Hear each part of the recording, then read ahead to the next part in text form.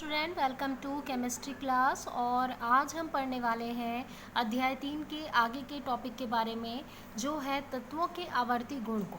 ठीक है, तत्वों का आवर्ती गुण ये होता है बच्चों कि जब हम आवर्त सारणी में दाएं से बाएं की ओर जाते हैं, मतलब दाएं से बाएं की ओर खिसकते हैं या चलते हैं, तो उन तत्वों में क्या होते हैं कि उनके भौतिक और रासायनिक गुणों में परिवर्तन होता है।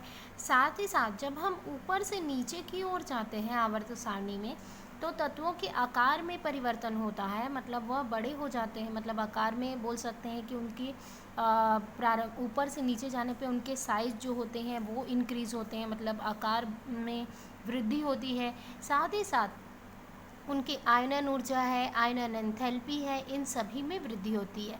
तो आवर्ती गुण उसी को कहते हैं जब हम दाएं से बाएं जाते हैं तो उनके भौतिक और रासायनिक गुणों में परिवर्तन, और जब ऊपर से नीचे की ओर जाते हैं तो उनमें क्या होता है, उनके आकार और आयनन ऊर्जा तथा एंथैल्पी में परिवर्तन दिखाई देता है।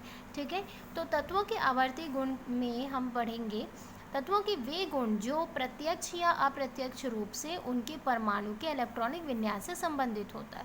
ठीक है, क्या होता है कि तत्वों का जो गुण होता है वो किस पे निर्भर करेगा, इलेक्ट्रॉन पे निर्भर करेगा। ठीक है, और वर्ग से नीचे जाने पर आवर्त में अनादिश वृद्धि होती है और या फिर कमी प्रदर्शित करता है।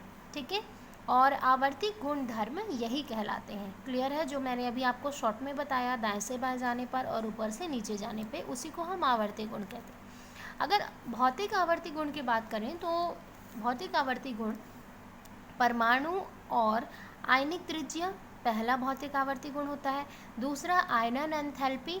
आयनन एंथैल्पी का मतलब ये होता है बच्चों कि ऊर्जा में होने वाले स्थानांतरण, मतलब किसी भी तत्व अगर मैं ले लूँ और उसके परमाणु ले लूँ तो वो इलेक्ट्रॉन को त्यागने में जितनी ऊर्जा लगाएगा और कोई परमाणु इलेक्ट्रॉन को ग्रहण करने में जितनी ऊर्जा खपाएगा, है ना, जितनी ऊर्जा व्यय करता है, वह उसकी एंथैल्पी कहलाती है। हम कह सकते हैं कि ऊर्जा में होने वाले स्थानांतरण को हम एंथैल्पी कहते हैं।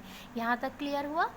तो पहला भौतिक प्रवर्ती गुण है या आवर्ती गुण हम देखेंगे तो परमाणु और आयनिक त्रिज्या का है। दूसरा आयनन एंथैल्पी का है, मतलब आयनन मतलब आयन्स में, है ना, या धन या ऋणात्मक, है ना, धनात्मक या ऋणात्मक आयन में ऊर्जा का होने वाला स्थानांतरण को। इलेक्ट्रॉन लब्धि एंथैल्पी। इलेक्ट्रॉन लब्धि एंथैल्पी का मतलब होता है इलेक्ट्रॉन को त्यागना और उसको ग्रहण करने में जो ऊर्जा व्यय होता है उसके बारे में हम पढ़ेंगे। वैद्युत ऋणात्मकता, इसको हम इलेक्ट्रोनिगेटिविटी कहते हैं इंग्लिश में। वैद्युत ऋणात्मकता का यह बात होता है कि कोई तत्व अत्यधिक ऋण आवेशित होते हैं, मतलब कि वो हमेशा ऋण आवेशित मतलब इलेक्ट्रॉन को एक्सेप्ट करने के लिए वो बहुत ही ज़्यादा क्रियाशील होते हैं, तो वैद्युत ऋणात्मकता होता है। संयोजकता, जो एक संयोजकता से निर्भर होता है, मतलब संयोजन करके बंध बनाने पर निर्भर होता है, तो उसको हम संयोजकता कहेंगे। मतलब वह अपने संयोजकता कोश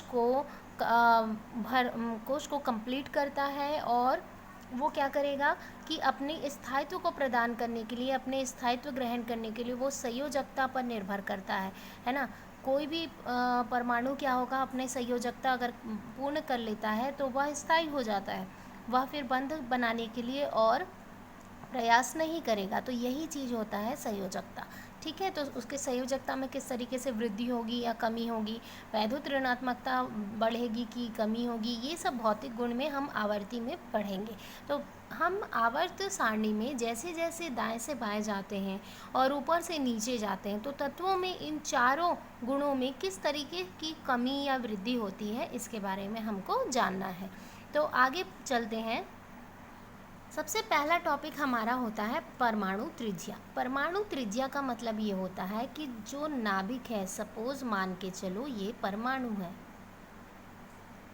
ठीक है, ये नाभिक है, ये नाभिक हो गया, न्यूक्लियस, ये हो गया बाह्यतम कोश, ठीक है, ये एक और कोश। इस तरीके से कोई परमाणु है, तो नाभिक से बाह्यतम अंतिम कोश की जो अंतिम कोश में जो इलेक्ट्रॉन होता है, सपोज मान लो यहाँ पे कोई इलेक्ट्रॉन है, नाभिक से बाह्यतम कोश में उपस्थित इलेक्ट्रॉन से उनके बीच की जो दूरी होती है, ये जो डिस्टेंस है, उसको हम कहेंगे परमाणु त्रिज्या। क्लियर हो रहा है? नाभिक से इलेक्ट्रॉन के बाह्यतम कोश में उपस्थित इलेक्ट्रॉन की दूरी को या मध्य की दूरी को हम क्या कहते हैं? परमाणु त्रिज्या कहते हैं। ठीक है, इसको आप इसी तरीके से डिनोट कर सकते हो। सीमाएं इसकी ये होती है बच्चों, इसमें भी सीमा ये है कि परमाणु स्वतंत्र अवस्था में कभी नहीं होते हैं ना, हमेशा वो क्या करेंगे? बंध बनाएंगे और अपने आप को स्थायित्व अपना स्थायी ग्रहण करने के लिए वो क्या करते हैं? संयोजकता को पूर्ण करते हैं। ठीक है, तो वो स्वतंत्र अवस्था में कभी आपको नहीं दिखेंगे, जिसके कारण क्या होता है कि सही अनुमान लगाना सही नहीं होता। मतलब हम सही अनुमान नहीं लगा सकते। क्यों नहीं लगा सकते? क्योंकि ये अपनी संयोजकता पूर्ण करने के लिए किसी और परमाणु से जुड़ जाएगा, जिसके कारण इसकी बाह्यतम कोश हमें ध्यान नहीं है ना, तो फिर वो उचित दूरी हम पता नहीं कर सकते। दूसरा है तरंग यांत्रिकी सिद्धांत। तो तरंग यांत्रिकी सिद्धांत होता है कि जो डी ब्रोगली का आप नियम पढ़ चुके हो कि कण तरंग की भांति भी व्यवहार करेगा और एक तरंग कण की भांति भी व्यवहार करता है। तो यही है तरंग यांत्रिकी सिद्धांत के अनुसार अगर देखा जाए तो इलेक्ट्रॉन तरंग की भांति कार्य करता है और कण दोनों के भांति कार्य करता है, दोनों के गुण प्रदर्शित करता है। इलेक्ट्रॉन, तरंग और कण दोनों के गुण को प्रदर्शित करता है, जिसके कारण है ना इलेक्ट्रॉन की स्थिति अनिश्चित होती है। अब इलेक्ट्रॉन की स्थिति, अब यहाँ पे मैंने बताया कि यहाँ इलेक्ट्रॉन है, अगर मान लो इलेक्ट्रॉन की स्थिति यहाँ पे पोजीशन ही निश्चित नहीं है, यहाँ पे शायद नहीं है इलेक्ट्रॉन, और मैं ज़बरदस्ती यहाँ पे अटैच कर रही हूँ, इलेक्ट्रॉन यहाँ पे खिसक गया है ना, तो फिर दूरी भी क्या होगी? परमाणु त्रिज्या क्या निकलेगी? वो सही नहीं निकलेगी। तो यही चीज़ कहना चाह रहा है कारक। अब परमाणु त्रिज्या किस किस पर निर्भर करते हैं, ये आपको जानना है। तो परमाणु त्रिज्या बच्चों निर्भर करता है, पहला कारक है परमाणु त्रिज्या नाभिकीय आवेश पर निर्भर करेगा। नाभिकीय आवेश जितना ज़्यादा बोल सकते हैं स्ट्रॉन्ग होगा, प्रबल होगा, उतना ही परमाणु त्रिज्या हमारे मतलब निश्चित निकलेंगे। परमाणु त्रिज्या परमाणु कक्ष की संख्या पर निर्भर करता है। देखो अभी मैंने यहाँ पे परमाणु बनाया, तो परमाणु की जो त्रिज्या है वो इसकी संख्या पर निर्भर करेगा। यहाँ पे कितने कक्ष हैं? 1 है, 2 है ना, और एक कक्ष बना लूँ तो 3, तो दूरी क्या होती जाएगी? बढ़ती जाएगी। जैसे जैसे कक्ष का संख्या बढ़ेगा, जैसे मैंने एक और कक्ष बना लिया, फिर एक और कक्ष बनाया, तो अब ये दूरी क्या हो रही है? बढ़ते जा रही है। अब ये त्रिज्या देखो और ये इसकी त्रिज्या देखो, तो परमाणु त्रिज्या में वृद्धि होगी जैसे जैसे कोशों में वृद्धि होगी, ये चीज़ कहना चाह रहा है। अगला है किसी परमाणु के भीतर इलेक्ट्रॉन द्वारा परिरक्षण प्रभाव जितना अधिक होगा उतना ही परमाणु त्रिज्या का मान अधिक होगा। परिरक्षण प्रभाव का मतलब होता है वो कितने ज़्यादा है ना मतलब उसके प्रति वो अट्रैक्ट है, मतलब आकर्षित है नाभिक के प्रति, तो वो परिरक्षण प्रभाव जितना ज़्यादा अधिक होगा उतना ज़्यादा परमाणु त्रिज्या का मान निकलेगा।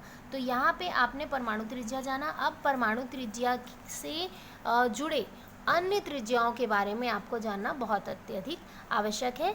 तो अब बढ़ते हैं परमाणु त्रिज्या के मेन और त्रिज्याओं के बारे में, जो परमाणु त्रिज्या के अंतर्गत आते हैं और हमें उन्हें समझना भी आवश्यक है, क्योंकि ये बेसिक चीज़ है और इससे रिलेटेड आपको 2 नंबर या 4 नंबर के प्रश्न आते ही हैं।